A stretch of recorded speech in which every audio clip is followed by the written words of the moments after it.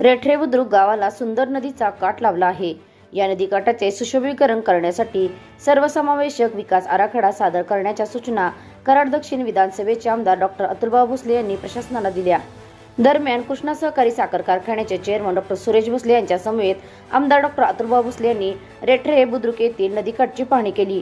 रेठरे बुद्रुक गावातील कृष्णा नदीचा काठ विकसित करण्याचा संकल्प आमदार डॉ. अतुलभाऊ भोसले यांनी केला आहे। या अनुषंगाने ग्रामपंचायतीचे पदाधिकारी, अधिकारी, आर्किटेक्ट यांच्या समवेत आमदार डॉ. अतुलभाऊ भोसले व डॉ. सुरेश भोसले यांनी नदीकाठ परिसराची पाहणी केली।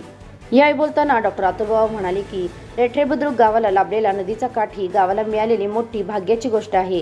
या भागाच्या पर्यटन विकासाला चालना देण्यासाठी नदीकाठचे सुशोभीकरण करणे आवश्यक आहे।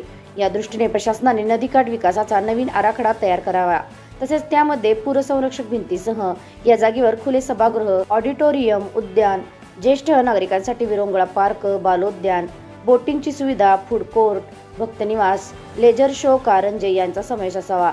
तसेच या ठिकाणी सौर ऊर्जा प्रकल्प साकारल्यास यासाठी आवश्यक विजेचा पुरवठा मोफत होऊ शकेल। रेठरे बुद्रुकचे नाव राज्यात नावारूपाला येईल अशा प्रकारचे सुशोभीकरण या नदीकाठावर व्हावे अशी अपेक्षा त्यांनी व्यक्त केली।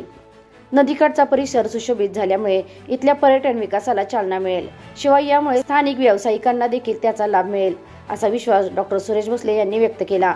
यावेळी सरपंच हनुमंत सूर्यवंशी, आर्किटेक्ट तुषार पाटील, संजय पवार, जयवंतराव साळुंखे, बापूराव मोहिते, प्रमोद मोहिते, सुहास गोडके, ग्रामपंचायत सदस्य नवनाथ डोईफडे, शरद दरमे, सचिन जाधव, जितेंद्र साळुंखे, विक्रम साळुंखे यांच्यासह ग्रामपंचायत सदस्य व ग्रामस्थ उपस्थित होते। SK क्राईम न्यूज साठी संतोष कदम, कराड।